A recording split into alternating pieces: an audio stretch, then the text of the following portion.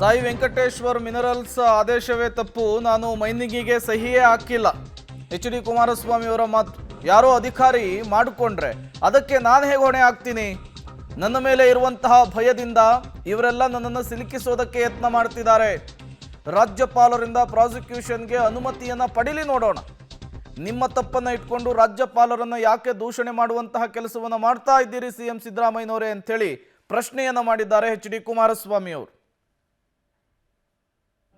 ಸಾಯಿ ವೆಂಕಟೇಶ್ವರ ಇರಲಿ, ಜಂತಕಲ್ ಇರಲಿ, ಇವತ್ತು ಎಲ್ಲ ಡಾಕ್ಯುಮೆಂಟ್ಗಳು ಭದ್ರವಾಗಿಟ್ಟಿದ್ದೀನಿ.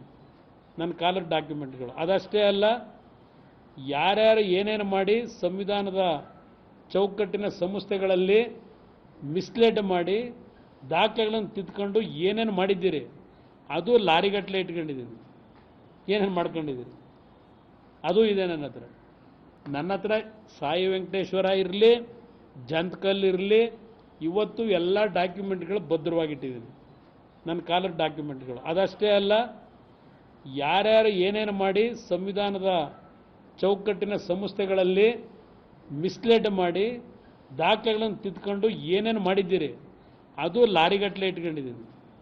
ಏನೇನು ಮಾಡ್ಕೊಂಡಿದ್ದೀರಿ ಅದು ಇದೆ ನನ್ನ ಹತ್ರ.